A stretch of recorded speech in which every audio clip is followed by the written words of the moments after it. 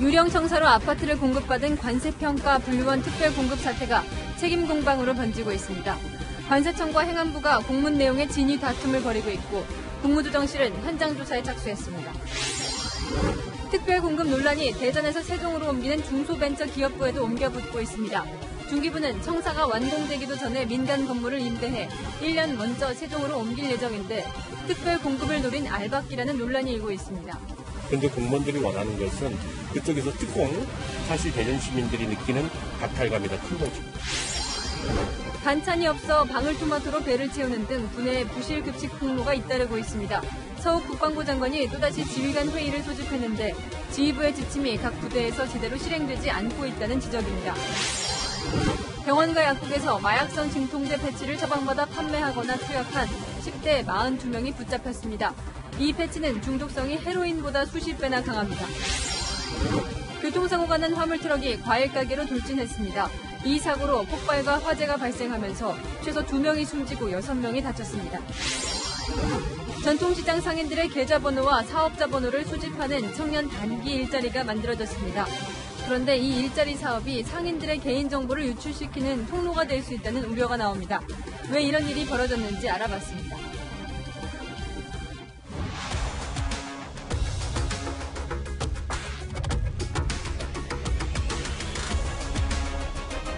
뉴스의 동정민입니다.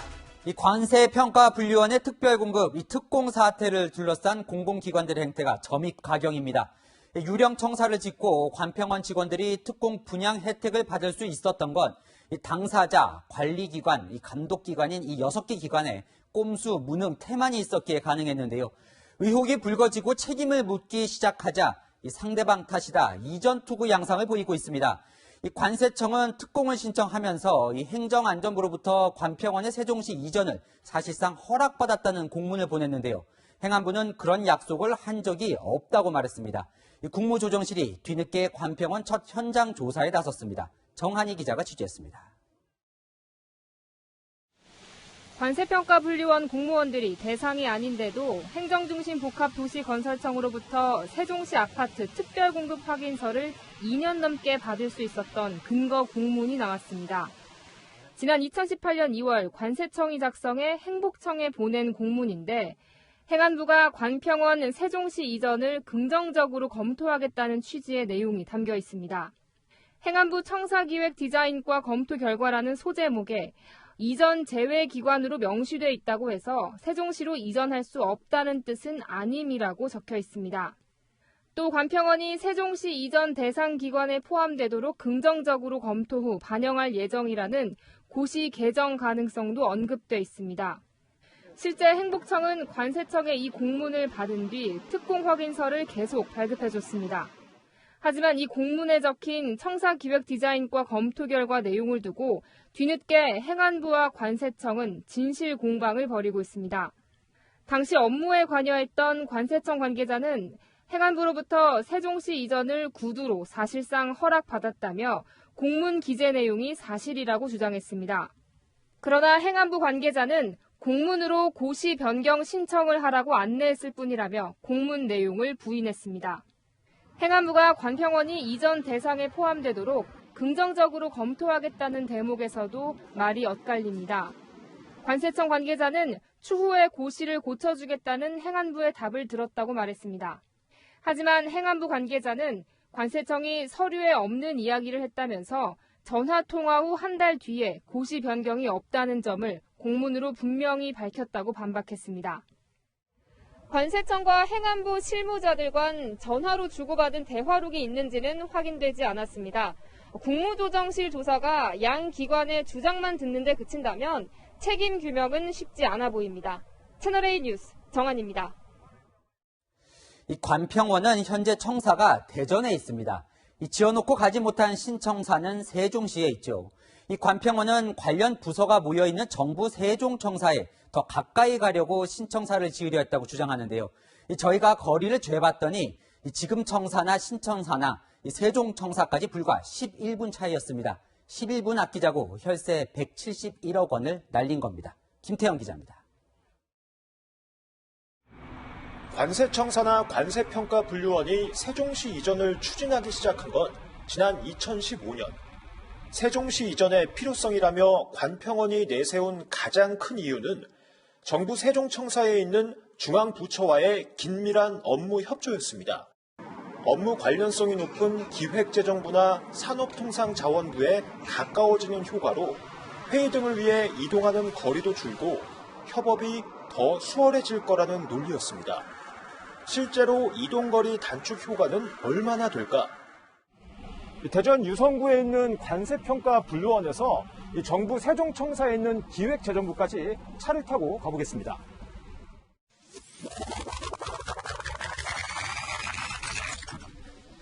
관평원을 출발한 지 한 27분 만에 이곳 기획재정부 앞에 도착했습니다. 기획재정부에서 새로 지은 관평원 세종청사까지는 차량으로 16분이 걸렸습니다.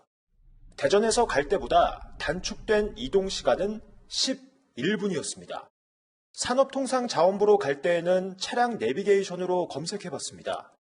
대전청사에서는 24분, 세종 신청사에서는 14분 걸리는 걸로 예상됐습니다. 세종시로 이전을 해도 시간 절약 효과는 10분이었던 겁니다. 관평원 세종청사에 좀 더 가까이 가봤습니다. 인기척을 찾아볼 수 없습니다. 소화기는 작동조차 안 되고 전기자동차 충전기는 거미집이 됐습니다. 주위엔 술병 뚜껑과 맥주캔이 나뒹굽니다. 해놓고서는 이제 그냥 무용지물로 이제 비어있다는 건 굉장히 낭비잖아요. 혈세를 좀 먹는 그런 원성을 받을 수밖에 없는다잖아요. 그거는 타당치 않은 거는. 완공 1년이 되도록 입주도 못하는 유령청사에 투입된 혈세는 171억 원에 이릅니다. 그런데도 누구 하나 책임지는 사람이 없습니다. 채널A 뉴스 김태형입니다. 관평원처럼 지금 대전에 청사가 있는 중소벤처기업부도 세종시로 이전을 합니다. 그런데 갑자기 이전을 결정하더니 신청사는 내년에 완공되는데 이 2달 뒤 민간 건물의 임대를 받아 미리 세종시로 이전합니다. 굳이 이렇게까지 서두르는 이유가 뭘까? 혹시 특별 분양을 노리고 이전 취소를 막으려는 알박기 아니냐는 의심이 나오고 있습니다. 박정서 기자입니다. 대전정부청사에 있는 중소벤처기업부. 지난 1월 대통령 승인을 받아 세종시 이전 기관으로 관보에 고시됐습니다. 지난해 10월 세종시 이전 의향서를 제출한 지 90일 만에 속전속결로 조직 수건을 해결한 겁니다. 대전시 유성구의 한 버스 정류장입니다. 세종청사까지 버스로 1시간이면 갈 수 있습니다. 직접 차를 타고 이동해봐도 소요 시간은 30분 남짓입니다. 지난해 기준 수도권 직장인들의 평균 통근 시간인 1시간 27분과 비교하면 짧은 시간입니다. 같은 생활권에 있는 대전 시민들은 이전 기관 특별 공급을 노린 꼼수가 아니냐고 목소리를 높입니다. 사실 대전에 있으나 세종에 있으나 행정적인 부분에서의 불편함은 크지 않을 거예요. 그런데 공무원들이 원하는 것은 그쪽에서 특공 대전 시민들이 느끼는 박탈감이다. 말도 못하게 느꼈죠. 그냥 공무원이라는 그 이유로서 그냥 아무 힘 하나도 안 들이고 그냥 얻을 수 있는 거잖아요. 뭐 단지 뭐 세종으로 간다고 해서 뭐 집도 주고. 이전 고시 후 군사작전하듯 옮겨가는 것도 논란입니다. 새로 짓는 제3청사는 내년 8월에 완공되는데 중기부는 이보다 1년 앞선 오는 7월 세종시로 이사할 계획입니다. 청사 인근 민간 건물을 빌렸는데 여기에 들어가는 월세만 매달 2억 원이 넘습니다. LH 사태 이후 특별공급 대상을 수도권 이전 기관으로 한정하고 신규 특공도 내년 7월부터 적용하는 등 규제가 뒤늦게 강화되자 세종 이전을 되돌리지 못하게 알박기 하는 것 아니냐는 지적까지 나옵니다. 중기부는 중앙부처 세종시 이전 마지막 부처로 현재 특별공급 막차를 탄 상황입니다. 채널A 뉴스 박정서입니다.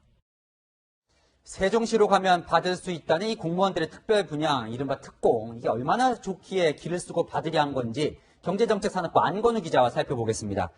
장 기자, 이 사실 특별 공급 시작을 보면 이 세종시에 내려와서 이 공무원들 살라고 이제 시작된 건데, 자, 이게 어디서부터 문제가 생긴 겁니까? 사실 이게 10년 정도 된 정책이에요. 그런데 그 사이에 세종시 아파트값이 정말 너무 많이 올랐거든요. 완만하게 오르면서 기회를 보던 세종시 아파트값이 문재인 정부 출범 이후에 2019년, 2020년 접어들면서 그야말로 수직 상승합니다. 허벌판이던 세종시가 점차 도시 형태를 갖추면서 주택 수요가 늘었는데 공급이 부족했어요. 일반 물량이 너무 적다고 하니까 행복청은 공무원 물량은 손은 못 대고 국가유공자나 일반 특공을 줄여서 논란이 됐었죠. 그런데 이 특별 공급을 받으면 그렇게 혜택이 많습니까? 많죠. 분양으로 가는 길 자체가 아예 다릅니다.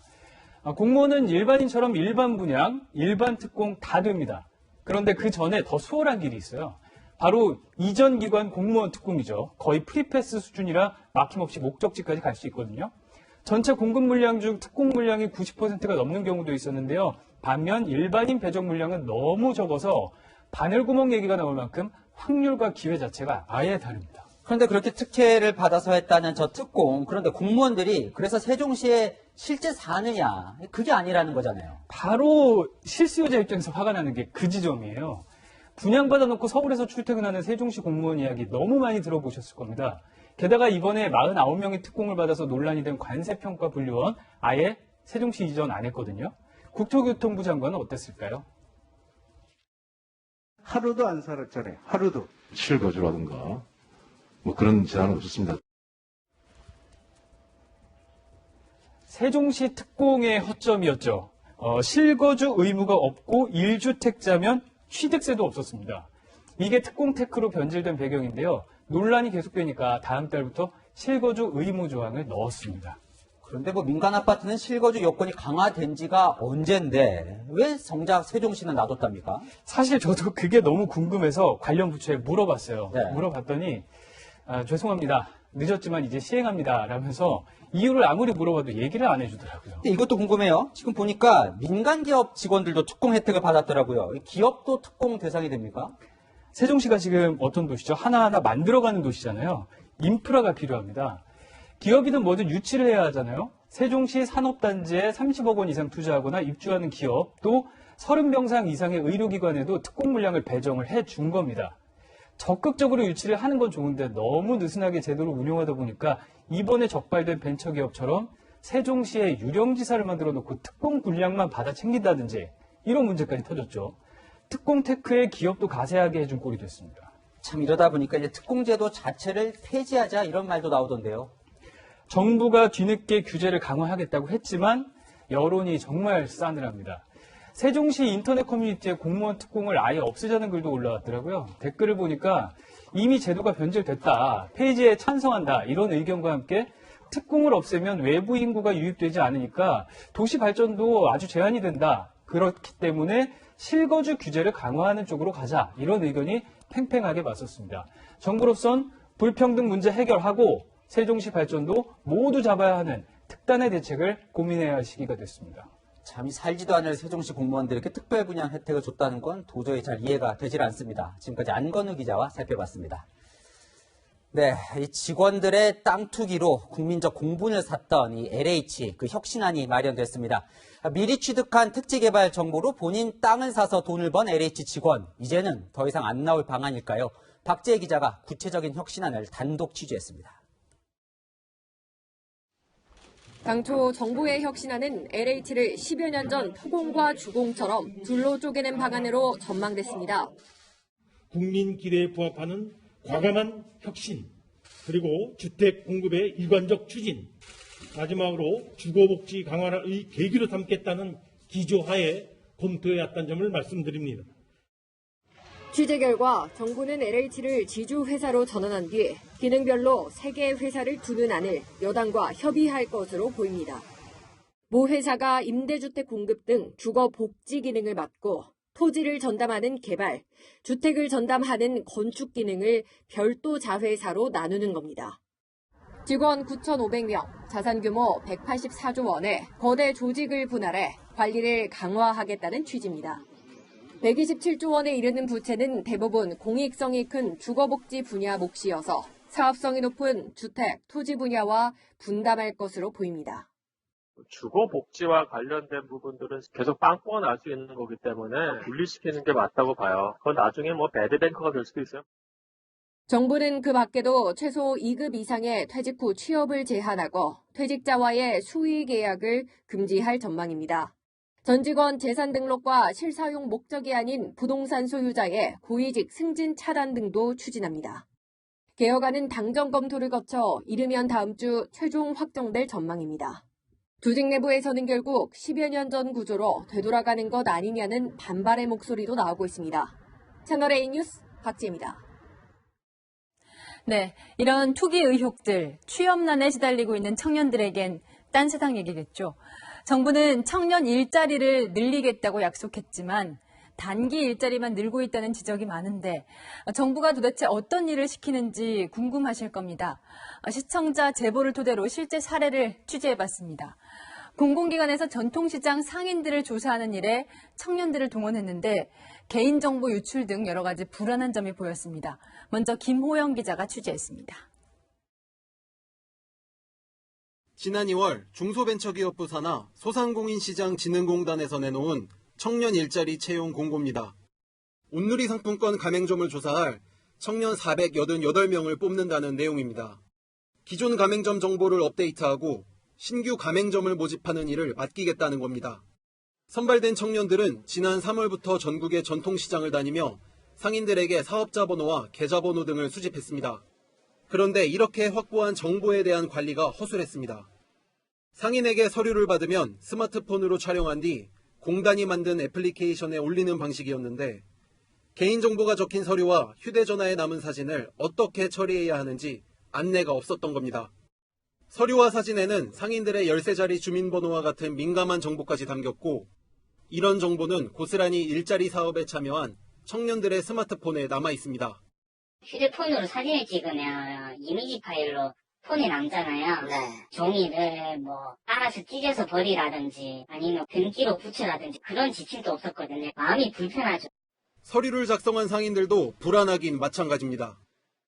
정부에서 이렇게 한다는 건데 당연히 우리가 협조를 해줄 수밖에 없는 상황이죠. 답변을 악용되지 않게끔 뭘 만들어 놓고서 정말 우리가 믿을 수 있게끔 해야 맞는 거죠. 저는 하기 싫었어요. 요즘 너무 고용을 많이 하니까 찝찝했죠. 청년들이 채용 과정에서 작성한 정보보호 서약서에는 업무 중 취득한 정보를 유출해선 안 된다고 적혀 있지만 어떻게 관리하라는 지침은 없었습니다. 채널A가 국무총리 소속 개인정보보호위원회에 문의해보니 민감한 개인정보가 담긴 사진이나 서류에 대해 처리 지침이 없다면 행정규칙 위반 소지가 있다고 했습니다. 공단 측은 지속적으로 보안교육을 실시하고 있다면서도 서류 처리 방식에 대한 안내가 미흡했다고 인정했습니다. 채널A 뉴스 김호영입니다.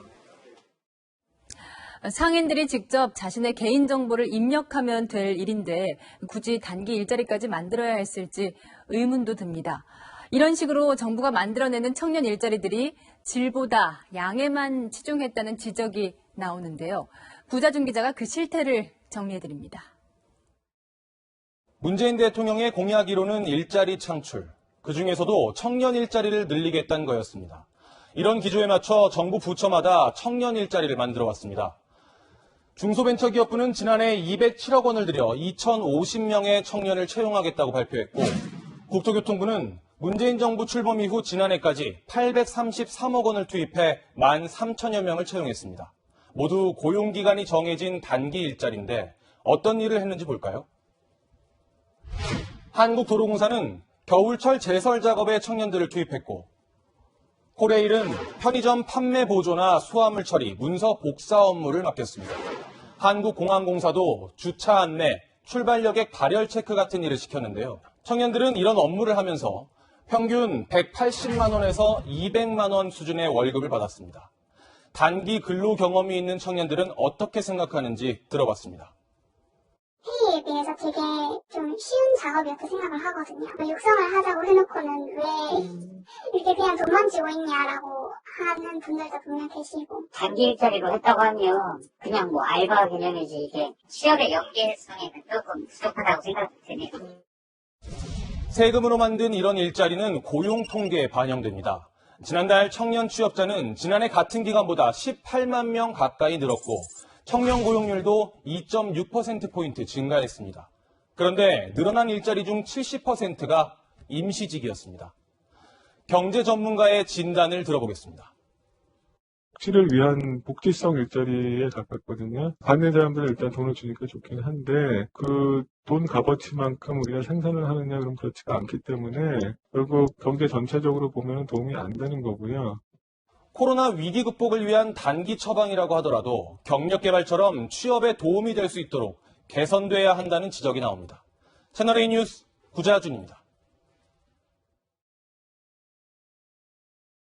네, 이번에는 위험한 일자리에 내몰린 청년들 이야기입니다.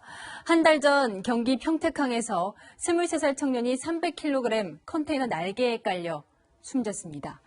대학생 아들이 아버지를 따라 아르바이트에 나섰다가 참변을 당한 겁니다. 안전교육과 안전관리자가 없어서 일어난 명백한 인재였습니다. 관리 책임자들의 사과를 기다리며 한 달째 장례도 치르지 못하고 있는 고 이선호 씨의 빈소에 제가 다녀왔습니다.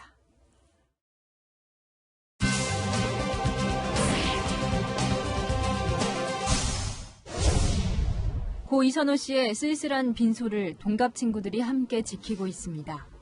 새벽 6시 반인데 방을 새셨어요. 네. 한 꼬지경 오셔가지고 선생님 들어가면서 아마 저희가 이런 사고를 당했어도 선호가 아마 똑같이 하지 않았을까 싶습니다. 내 아들 친구들이 와가지고 허구날 돌아와서 밤을 새는데 애들 보기도 미안하고 죄스럽고 그 집 부모들은 또 애가 얼마나 걱정이 되겠노. 아버지는 왜 아들의 장례를 치르지 못하고 있을까? 그거는 명백한 회사 책임이거든요. 우리 아들한테 가서 미안하다고 장한 잡아주면요. 올라가 눈을 감을 것 같아요. 아들과 같은 작업장에서 일하던 아버지는 끔찍한 사고 현장을 직접 목격해야 했습니다. 신부는 우리 아들도 안 들어와.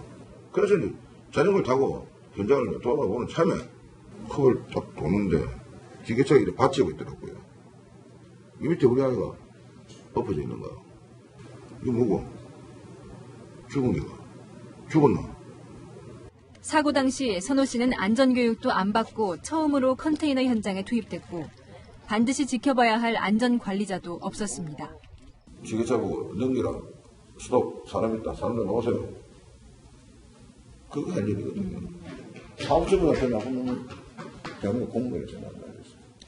여기 재반적인 안전관리감독이라고 해양수산부 평택지청에서 하는 걸로 알고 있습니다. 한 번이라도 나가고 그 사람들이 정말로 지적을 해줬으면요. 이런 사고는 안 나죠. 숨진 젊은 노동자의 사연은 청년들에게 특히 와닿습니다.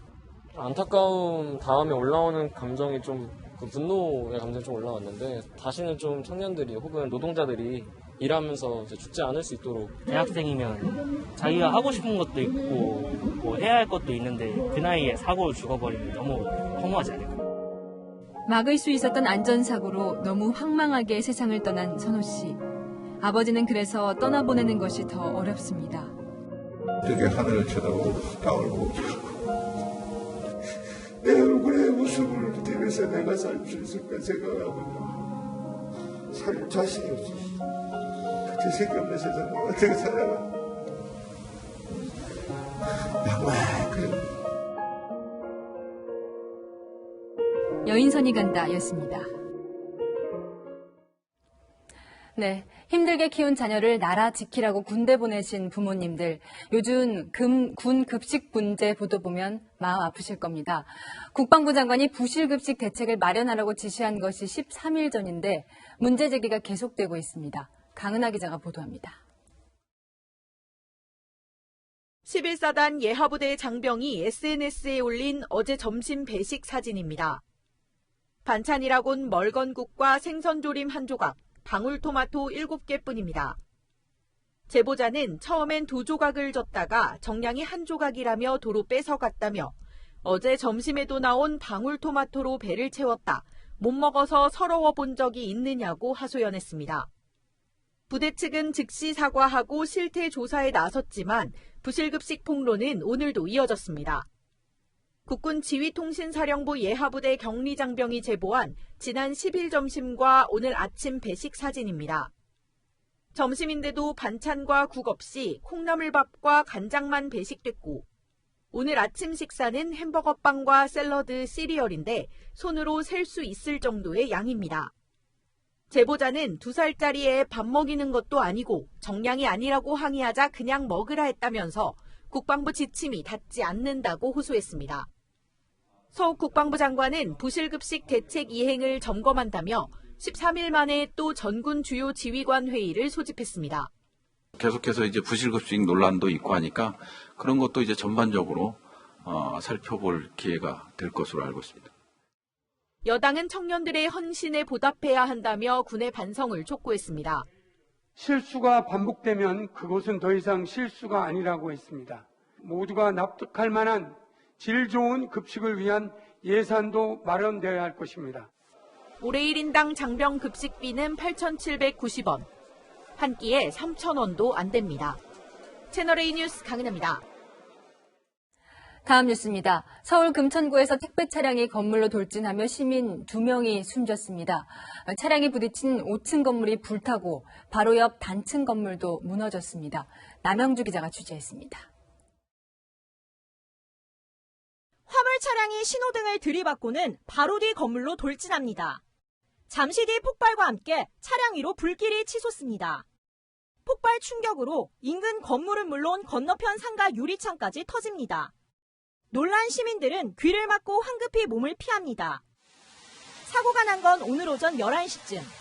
5톤 화물 차량이 마주오던 1톤 트럭과 부딪힌 뒤 5층 건물과 단층 건물 사이로 돌진했습니다. 가스 배관이 파손되며 폭발과 함께 불도 났습니다. 차량이 돌진한 건물 앞입니다. 외벽은 새까맣게 그을렸고 창문도 떨어져 나갔습니다. 불은 3시간여 만에 꺼졌습니다. 1층 건물이 무너지면서 안에 있던 가게 주인과 횡단보도에 서 있던 행인 등 2명이 숨졌고 차량 운전자를 포함해 6명이 다쳤습니다. 나와보니까 사람이 막 웅성웅성하더라고요. 차가 건물 하나 과일 가게 그쪽으로 들어가 버렸어요.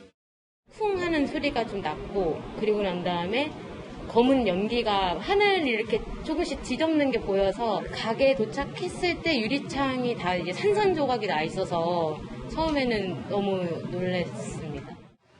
경찰과 소방당국은 화물 차량과 트럭 운전자를 상대로 정확한 사고 원인을 파악할 예정입니다. 채널A 뉴스 남영주입니다. 말기암 환자에게 쓰는 강력한 진통제를 마약 대용으로 흡입한 10대들이 무더기로 검거됐습니다. 대범하게 공공장소나 학교에서 흡입했다는데 이런 약을 청소년들이 어떻게 손에 넣었는지 배유미 기자가 취재했습니다. 경찰관이 10대 학생의 책가방을 열어봅니다. 본인 가방이죠? 일로 오세요. 일로 오세요. 앞주머니에서 진통제가 가득 든 상자가 나옵니다. 18, 19, 20. 마약류인 펜타닐 성분으로 만든 패치로 말기암 환자의 극심한 고통을 덜어줄 때 피부에 붙이는 진통제입니다. 중독성도 헤로인보다 수십 배 이상 강한 것으로 알려져 있습니다. 경찰 수사 결과 이 패치가 청소년들 사이에서 마약 대용으로 쓰인 사실이 드러났습니다. 경찰이 검거한 42명이 모두 10대 청소년이었습니다. 공원이나 상가 건물 화장실은 물론 학교에서도 투약했습니다. 의사 처방이 필요한 약이지만 타인 명의나 도용신분증을 써 의심을 피했습니다. 허리가 아프다든지 내 디스크 수술 예정이다. 펜타닐을 처방해달라. 그렇게 처방을 받음으로 지금 확인됩니다. 의료기관이 환자 신원을 꼼꼼히 확인하지 않는 빈틈도 이용했습니다. 펜타닐은 중독성이 매우 강해 투약자 중에는 이미 중독 증세와 금단 현상이 나타난 이들도 있습니다. 경찰은 판매를 주도했던 10대 1명을 구속하고 청소년에게 마약성 약을 처방할 때는 신원과 한강에서 숨진 채 발견된 고 손정민 씨의 사망 경위를 밝히는 경찰 수사는 아직 계속되고 있습니다. 그런데 수사 상황을 믿지 못하겠다는 일부 유튜버들이 도를 넘은 유언비어를 퍼뜨리고 있습니다. 이솔 기자가 보도합니다. 계획적인 타살로 볼 거예요, 저는. 특정적인 누군가라고 짚어서 말씀을 안 드릴게요. 무속인 유튜버가 올린 영상입니다. 접신했다고 주장하며 고 손정민 씨 사건은 타살이라고 말합니다. 다툼이 있긴 있었고, 머리 쪽인가 상처가 있는 부위가 무슨 물질이 가격이 됐다. 손 씨와 관련된 무속인 유튜브 영상만 12건. 조회수가 많게는 80만에 이르고 댓글 대부분은 이들 주장에 동조하는 내용입니다. 사건 초기에도 손 씨 친구의 가족이 경찰 고위 간부라는 허위 사실이 유포되기도 했습니다. 전문가들은 수사 결과가 나온 뒤 법적 책임을 질 수도 있다고 지적합니다. 근거 없는 무리한 추정으로 사살로 단정 지을 경우 당사자는 물론 사자에 대한 명예훼손으로 처벌될 수 있습니다. 경찰 수사에 지장을 줄 거란 우려도 나옵니다. 어떤 객관적 사실을 확인을 해도 사실이 아니다라고 의심하게 되는 이런 이제 문제들이 지금 발생을 할 걸로. 손 씨 친구 측도 지난 17일 입장문을 통해 고인의 죽음을 돈벌이 수단으로 이용하려는 몇몇 사람들로 인해 허위 사실이 퍼지고 있다며 경찰 수사 결과가 나올 때까지만이라도 억측을 삼가달라고 당부했습니다. 채널A 뉴스 이소리입니다. 경기 김포에 사는 시민들 매일 출퇴근 때 겪는 지옥철에 잔뜩 화가 나 있죠. 이 서울 강남까지 직행하는 광역 급행철도 노선이 생길 줄 알았던 시민들은 이 정부가 경제성을 이유로 부천이나 최대 늘려도 서울 용산까지만 가능하다고 하자 폭발 직전인데요. 오늘은 김포뿐 아니라 원안 노선에 걸쳐 있는 지역 지자체장들이 모두 나섰습니다. 조현진 기자입니다. 경기도 김포, 부천 하남시장과 서울 강동구청장이 구호를 외칩니다. 정부의 GTX D 노선을 원래 계획대로 서울 강남을 거쳐 경기 하남까지 건설하라는 요구를 반영해달라는 겁니다. 수도권 서부권의 김포 부천과 수도권 동부권의 강동과 하남 주민들은 교통 문제로 인한 불편, 엄청난 고통을 고스란히 감내하고 있습니다. 김포와 부천, 강남과 하남을 잇는 68km 길이의 GTX D 노선 원안은 지난 22일 정부 발표에서 김포와 부천만 잇는 이른바 김부선으로 반토막 났습니다. 부천에서 용산까지 연장되는 이른바 김용선이 대안으로 거론되고 있지만 시민 반응은 차갑습니다. 서울 동서를 경기도와 경기도끼리 서울 도심을 중심으로 가로지르는 김포에서 하남까지 가는 원안을 끝까지 관철시키면서 오늘 열린 서울시 구청장 협의회에서도 GTX D 노선의 서울 연장을 요청했습니다. 다만 서울에서 어디를 경유할지까지는 의견을 모으지 못했습니다. 어디까지 연장해달라고 하는 구체적이고 세부적인 의견을 모으기보다는 서울 노선 연장에 대해서 또 정부에 요청을 드리는 것으로 결정을 했습니다. 다음 달 4차 국가철도망 계획이 확정될 때까지 GTX D 노선 연장을 둘러싼 논란은 계속될 전망입니다. 채널A 뉴스 조현진입니다. 더불어민주당은 성난 부동산 민심을 달랠 방안을 내놓겠다며 이 특위를 출범했죠. 오늘도 회의가 열렸는데 또 대책을 내놓지 못했습니다. 재산세, 양도세, 종부세 모두 설만 무성하다 보니 시장 혼란만 가중시킨다. 이게 야당의 비판입니다. 최성 기자입니다. 더불어민주당 부동산 특위가 친문 강성파의 압박과 당내 이견으로 수정안에 대한 결론을 못 내리고 있습니다. 조금만 더 기다려주시고 특위에서 논의된 내용도 확정이 안 됐기 때문에 지금 말씀드리기가 어렵다는 것이죠. 오늘도 2시간가량 회의를 했지만 빈손이었습니다. 재산세 감면에 대해서만 감면 기준을 현행 6억 원 이하 주택에서 9억 원으로 상향 조정하는 쪽으로 결론을 내렸을 뿐입니다. 종부세 기준을 완화하거나 양도소득세 중과 시기를 미루는 안은 아예 논의조차 되지 못하고 있습니다. 당내 반발이 계속되고 있기 때문입니다. 수수료자 중심의 대책을 만드는 게 우선이다. 순서가 좀 뒤죽박죽된 거 아니냐 이런 지적도 있었습니다. 대출을 확 풀어서 집을 사게 하는 것은 저는 우리 정책 기조와는 안 맞다. 친문 진영에서는 결론 낸 재산세 인하에 대해서도 비판하고 있어 최종 추인 과정에서 논란이 예상됩니다. 국민의힘은 정부 여당의 부동산 정책 혼선이 더 큰 혼란을 부채질하고 있다고 비판했습니다. 채널A 뉴스 최선입니다. 국민의힘 나경원 전 원내대표, 이준석 전 최고위원이 오늘 당대표 선거 공식 출마를 선언했습니다. 이 후보가 10명 정도 되죠. 윤석열, 안철수 등 이 당밖의 대선 주자를 영입하는 데는 이견이 없지만 그 영입 방법은 조금씩 의견들이 갈립니다. 안보경 기자가 취재했습니다. 당대표 경선에 나서는 10명의 후보들은 윤석열 전 검찰총장, 안철수 국민의당 대표 등 당박 야권 대선 주자들 영입에 모두 찬성했습니다. 나경원 전 의원과 주호영, 윤영석, 조혜진 의원 등이 적극적입니다. 당대표가 된다면 당대표의 자격으로 또 만나보고 이런 방법으로 모든 가능한 야권 후보들은 다 만나보도록 하겠습니다. 안철수, 윤석열, 최재형 등 당 밖의 유력한 주자들이 당 경선에 주저없이 참여하도록 문을 활짝 열고 찬성은 하지만 당 혁신이 우선이라는 목소리도 있습니다. 우리 당이 자강하고 새로운 당이 되면 외부에 계신 분들은 오시지 말라고 해도 자연스럽게 들어오실 겁니다. 어떤 소도 들어올 수 있도록 저희 목장을 열겠습니다. 다만 특정한 소를 위해서 기다려주지는 않을 겁니다.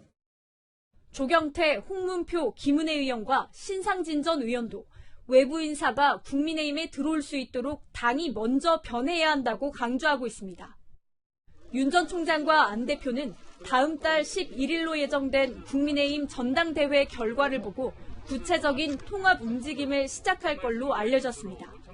채널A 뉴스 안보겸입니다.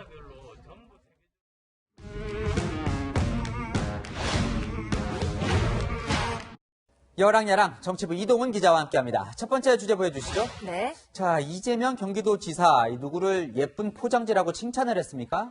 윤석열 전 검찰총장을 예쁜 포장지라고 한 건데 칭찬은 아니었습니다. 오늘 자신의 싱크탱크 성공포럼 창립식에 참석해서 한 말 들어보시죠. 전부를 다 우리 국민들께 보여드리고 판단을 받는 것이 도리가 아닌가 생각됩니다. 포장지만 또 예쁜 부분만 자꾸 보여주셔가지고 판단하기가 어려워서.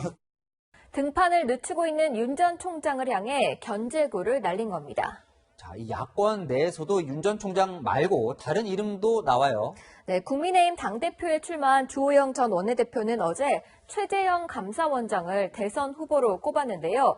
최 원장은 대선 출마에 대해 묻자 대단히 죄송하지만 대변인실로 연락해달라며 말을 아꼈습니다. 보면 강하게 반박은 안 했군요. 네. 자, 김종인 전 국민의힘 비상대책위원장이 띄운 이 김동연 전 경제부총리도 거론이 되고 있어요. 네, 여야 모두 러브콜을 보내고 있습니다. 김동연 전 부총리 오늘 SNS를 하나 올렸는데요. 현금 복지가 아니라 기회 복지가 어느 때보다 필요하다면서 이재명 지사의 기본소득 같은 현금성 복지를 비판했습니다. 저것만 봐서는 여러 갈지 야로 갈지 알 수는 없네요. 네. 자, 다음 주제 보겠습니다. 네. 트랜스포머가 아니라서 이 트랜스포머 하면 이 자동차도 되고 로봇도 되고 하는 변신을 하는 건데, 자, 윤호중 민주당 원내대표가 한 말인가요? 네, 윤호중 원내대표는 국회 법제사법위원장인데요. 관례상 여당 원내대표는 운영위원장을 제외한 상임위원장을 맡지 않는 것 때문에 오늘 법사위가 시끌시끌했습니다. 관례가 그렇다면 법사위원장을 새로 뽑으면 되잖아요. 네, 여야가 서로 맡겠다고 싸우다가 오는 26일 김호수 검찰총장 후보자 청문회 이후로 논의를 미뤘거든요. 그러니까 아직은 윤호중 원내대표가 법사위원장인 건데 오늘 법사위 전체 회의에 나타나지 않으면서 파행이 된 겁니다. 이건 아니지. 윤호중 위원장이 못 오는 이유가 뭔데? 지금 공청회 계시잖아요. 박주민 의원을 더불어민주당 간사로 선임하고자 하는데 이 있습니다. 무효예요. 윤호중 위원장이 앉으세요. 본인이 법사위원장이라고 앉으세요. 여야 간에 합의가 됐어요.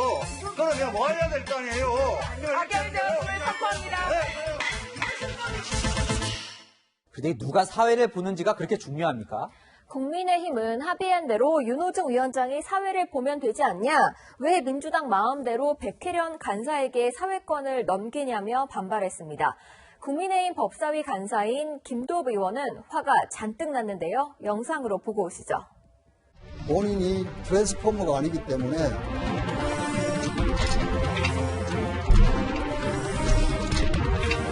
두 가지 일을 할 수가 없다. 이런 취지로 저한테 의사표시를 하였습니다. 여기가 아이들을 놀이터입니다.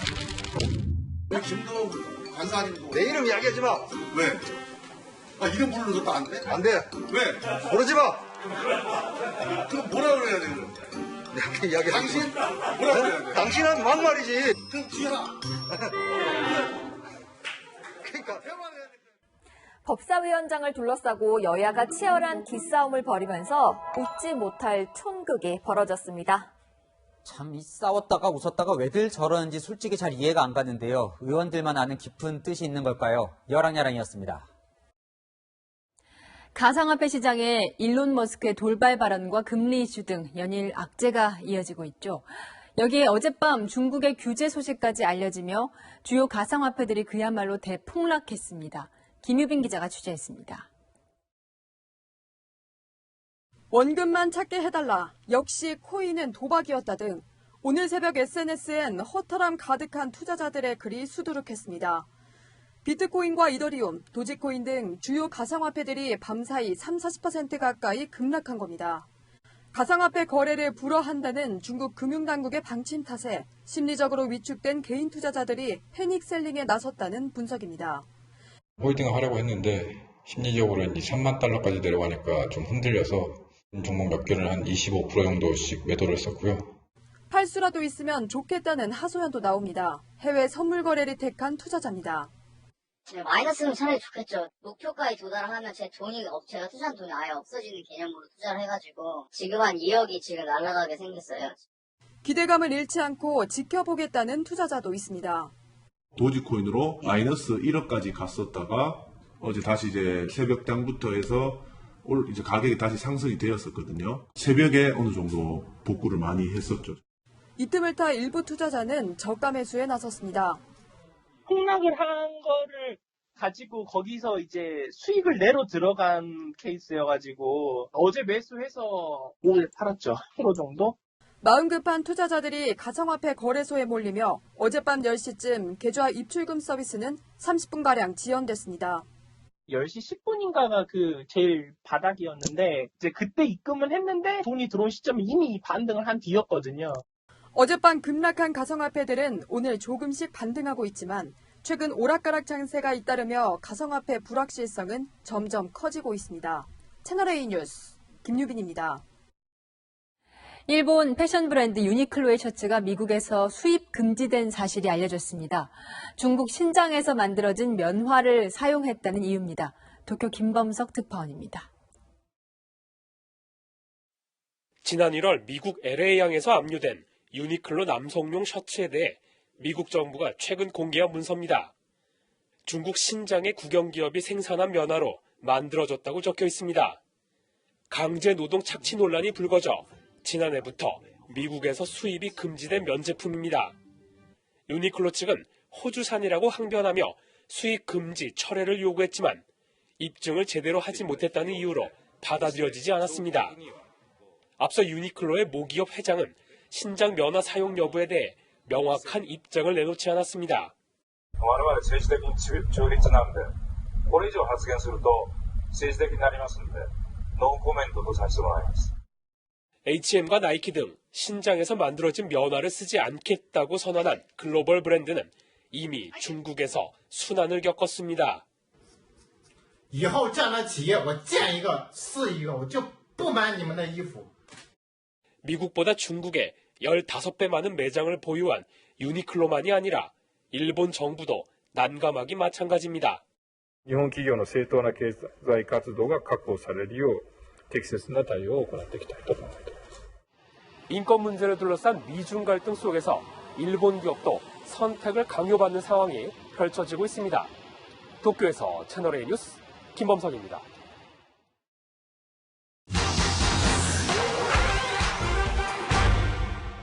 어쨌든 연차를 제외하고는 이제 공휴일만 이제 쉴 수가 있는 건데 앞으로 그렇게 휴일이 안 남았다고 하니까 너무 슬프네요. 올해 남은 달력 확인하셨나요? 추석 연휴를 제외하면 평일에는 빨간 날 없다는 소식 들으셨을 겁니다. 대체 공휴일로도 못 쉬는 걸까요? 알아봤습니다. 달력부터 함께 확인해보죠. 6월 6일 현충일, 8월 15일 광복절, 무슨 요일일까요? 둘 다 일요일입니다. 개천절도 일요일이죠. 10월 9일 한글날, 12월 25일 성탄절은 토요일입니다. 공휴일이 주말이면 대체 공휴일 일정에 쉬어야 하는 거 아니냐 생각할 수 있는데요. 대체 공휴일은 관공서의 공휴일에 관한 규정을 기준으로 합니다. 관련 조항에는 설과 추석 연휴 또 어린이날은 주말과 겹치면 대체 공휴일을 정하지만 나머지는 대상이 아닙니다. 해외는 어떨까요? 팩트맨이 미국 연방법에